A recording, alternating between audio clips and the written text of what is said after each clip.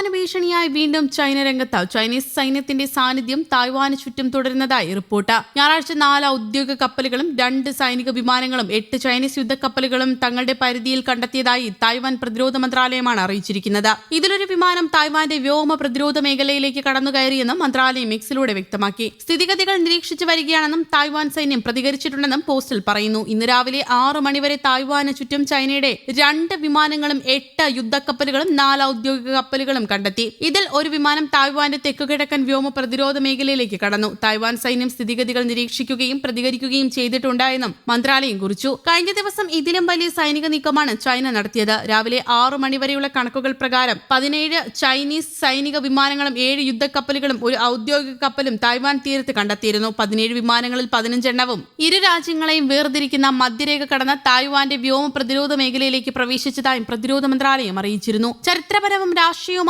കാരണങ്ങളാൽ ഏറെ സങ്കീർണമാണ് ചൈന തായ്വാൻ തർക്കം. തായ്വാൻ തങ്ങളുടെ രാജ്യത്തിന്റെ അവിഭാജ്യ ഘടകമാണെന്നാണ് ചൈനയുടെ എക്കാലത്തെയും വാദം. എന്നാൽ സ്വന്തമായ ഭരണകൂടവും സൈന്യവും സമ്പദ്വ്യവസ്ഥയുമുള്ള തായ്വാൻ ഇത് അംഗീകരിക്കുന്നില്ല. ഒരു സ്വതന്ത്ര രാജ്യം പോലെയാണ് തായ്വാൻ പ്രവർത്തിക്കുന്നത്. യുണൈറ്റഡ് സർവീസ് ഇൻസ്റ്റിറ്റ്യൂഷൻ ഓഫ് ഇന്ത്യയുടെ റിപ്പോർട്ട് പ്രകാരം ഈ തർക്കം പരമാധികാരം, സ്വയം നിർണയാവകാശം തുടങ്ങിയ വിഷയങ്ങളിൽ വലിയ അന്താരാഷ്ട്ര ചർച്ചകൾക്ക് വഴിവെച്ചിട്ടുണ്ട്. 1653 ക്വിങ് രാജവംശം തായ്വാൻ പിടിച്ച് അടക്കിയതോടെയാണ് ചൈനയുടെ അവകാശം തുടങ്ങുന്നത്.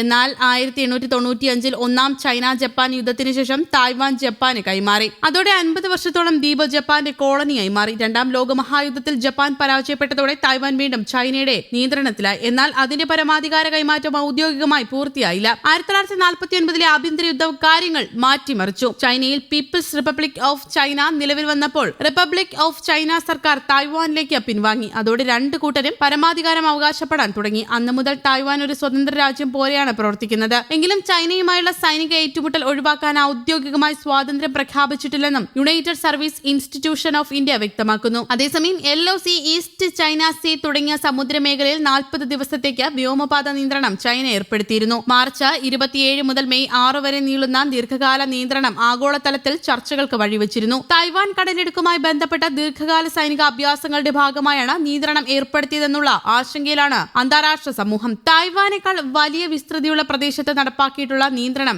സൈനിക തന്ത്രത്തിന്റെ ഭാഗമാണെന്നാണ് ഉയർന്ന വാദം. ഷാങ്ഹായിയുടെ വടക്കും തെക്കുമുള്ള തീരങ്ങൾ ഉൾപ്പെടെയുള്ള പ്രദേശങ്ങൾ നിയന്ത്രണ മേഖലയിൽ ഉൾപ്പെടുന്നു. മേഖലയിൽ വിമാനങ്ങൾക്ക് മുന്നറിയിപ്പ് നൽകുന്നതിനായി നോട്ടാമാണ് പുറപ്പെടുവിച്ചിരിക്കുന്നത്. എന്നാൽ സിവിൽ ഏവിയേഷൻ ഇതുവരെ തടസ്സപ്പെട്ടിട്ടില്ല. വാണിജ്യ വിമാനങ്ങൾക്ക് ഇപ്പോഴും ഈ പ്രദേശങ്ങളിലൂടെ കടന്നുപോകാൻ അനുവാദമുണ്ട്. എന്നാൽ ചൈനീസ് അധികൃതരുമായി കൃത്യമായ വിവരങ്ങൾ പങ്കുവച്ചാണ് പാതയിലൂടെ സഞ്ചരിക്കേണ്ടത്. അതേസമയം ഈ മുന്നറിയിപ്പിനെ കുറിച്ച് ചൈനീസ് പ്രതിരോധ മന്ത്രാലയമോ വ്യോമയാന അധികൃതരോ ഇതുവരെ ഔദ്യോഗിക പ്രതികരണം നടത്തിയിട്ടില്ല. നിയന്ത്രണം പ്രഖ്യാപിച്ചിട്ടുള്ള പരിധിയില്ലാത്ത ഉയരവും 40 ദിവസത്തെ കാലയളവും ഒരു ഹ്രസ്വകാല അഭ്യാസത്തിന് പകരം മേഖലയിൽ സ്ഥിരമായ ഒരു മേധാവിത്വം കൈവരിക്കാനുള്ള ചൈനയുടെ നീക്കത്തിന്റെ സൂചനയാണ് നൽകുന്നതെന്നാണ് വിദഗ്ധരുടെ വാദം. ആഗോള സംഘർഷങ്ങൾ വർദ്ധിച്ചു വരുന്ന അതേ സമയത്താണ് നിയന്ത്രണം നടപ്പാക്കിയിരിക്കുന്ന മേഖല വലിയ സംഘർഷ സാഹചര്യങ്ങളിലേക്ക് ആവശ്യമായി വന്നേക്കാവുന്ന വ്യോമാക്രമണ തന്ത്രങ്ങൾ പരിശീലിക്കാൻ കഴിയുന്നതാണെന്നും വിലയിരുത്തപ്പെടുന്നു. News desk, Kerala Kaumudi.